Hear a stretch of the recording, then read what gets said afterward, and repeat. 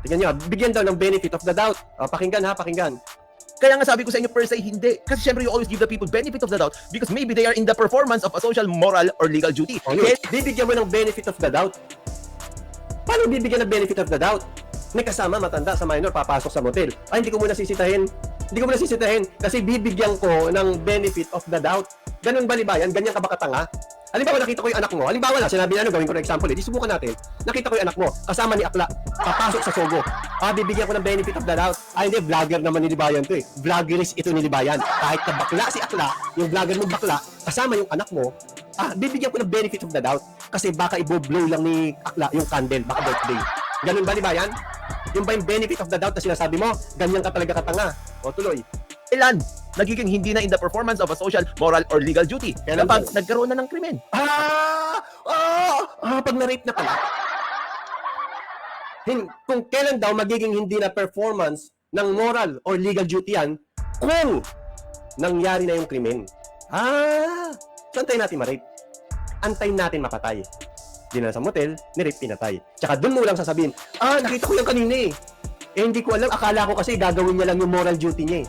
Akala ko kasi, kaya hindi ko sinita. Kasi nagbigay ako ng benefit of the doubt. Tanga ka, Libayan. Eto yan.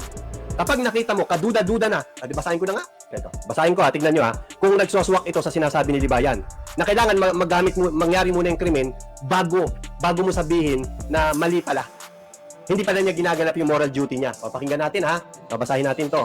Tingnan mo, puro tayo ebidensya rito eh. Si Libayan lang ang putak ng putak. Ang sabi dito, is found alone with the said child inside the room or cubicle, house, in hotel, pension house, apartel, or any other similar establishment, vessel, vehicle, or any other hidden or secluded area under circumstances which would lead a reasonable person to believe that the child is about to be exploited in prostitution. Ang sabi pala, kapag reasonable person, sa isang reasonable person na pinaniniwalaan niya na yung bata is about to exploited, nakakita ka ng bata at ipapasok sa motel, sasabihin mo ba, bibigyan kita ng benefit of the doubt? No. Dapat, ang sabi dito which would lead a reasonable person to believe that the child is about to be exploited in prostitution and other sexual abuse. Yung palang paniniwala mo, reasonable paniniwala mo na itong batang ito exploit, sapat na yon para questioning. Hindi yung sinasabi mo, Libayan, antayin mo muna na maganap yung krimen. Ganyan kakabobo. Ganyan mo pinapahamak yung mga subscriber mo, yung mga anak nila, yung mga minor. O dyan mo ako kasuhan. Dyan mo ako kasuhan. At nang magkaayusan tayo. At nang magkaalaman tayo kung sino ang tanga sa atin dalawa. Partida yan tambay versus abogado. Tanga nga lang. Yan yung kabobohan ni Libayan. Aantayin niya pa palang may mangyari. O pakinggan ulit natin ang katangahan ni Libayan. Balikan natin. Yan, balikan natin ang katangahan ni Libayan. Tignan nyo kung paano siya mag-isip. Duty kapag nagkaroon na ng krimen. Yun! Hindi na in the performance of a social, people benefit of the doubt because maybe they are in the performance of a social, moral, or legal duty. Kailan nagiging hindi na in the performance of a social, moral, or legal duty? Kapag binasa na. Nagkaroon na ng krimen. Kapag may krimen na. Kinamshit. Ganyan mag-isip yung bobo na yan. Binababoy ang batas. Channel nila lang ang babuyin mo, Libayan. Huwag ang batas. At huwag kami. Huwag kami. Kaya ka nababastos kasi bastos ka. Ipinapahamak mo ang mga kabataan. Ipinapahamak mo ang mga menor de edad. Ganyan kabastos ang paniniwala mo. Bastos ka na sa kapwa-tao mo. Bastos ka pa sa batas. Tuloy. Tulad ng panggagahasa, Tulad ng napastangan, pananakit. Kailan mo masasabi na hindi moral duty yung ginawa ng tao? Kapag ginahasa na. Kapag nilapastangan na, pag meron ng pananakit.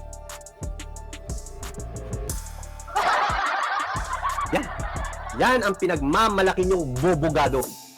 Nagtuturo ng mali, ipinapahamak ang mga minor. Tuloy.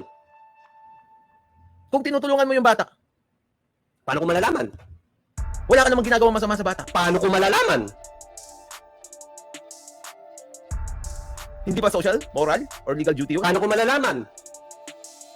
Ang daming tanong. Bobo ka kasi, Libayan. Oh my goodness. Kahit sinong abogado, mag-usap tayo dito. Alam mo ko, abogado lang ako, diniskusyon kita dyan eh. Sa katangahan mo, kahit sinong abogado mag-usap tayo dito, tanga. Tanda mo, pag na-disbar ka, hahamunin kita talaga kita, yan ang topic natin. Ito ang topic natin, Libayan, hahamunin talaga kita. Default mo, child abuse? Reasonable. Alam mo yung salitang reasonable, siyempre hindi kasi bobo ka. Hindi bobo ka ang bulaklak kundi bobo ka. kung walang ginawang masama doon. Pero syempre pag kinidnap, alam mo naman na illegal ang pag-kidnap. Paano mo naman malalaman kung kinidnap? Tatanungin mo pa rin. Sino kayo? Bakit kasama mo yung minor? Asa na magulang yan? Pwede po ba mahingi ng ID? Tandaan nyo, kapag kidnapper, hindi magbibigay ng ID yan. Doon pa lang marami ka nang mare-resolve na issue. Mape-prevent mo yung maaaring mangyaring masama sa bata. Prevention is better than cure. Siya, kailangan maghahasa muna, tsaka mo sasabihin, ang taong yan, hindi niya ginanap yung performance of a social, moral, or legal duties. Hindi niya ginawa. Bakit? Kasi nirape niya. Ganon.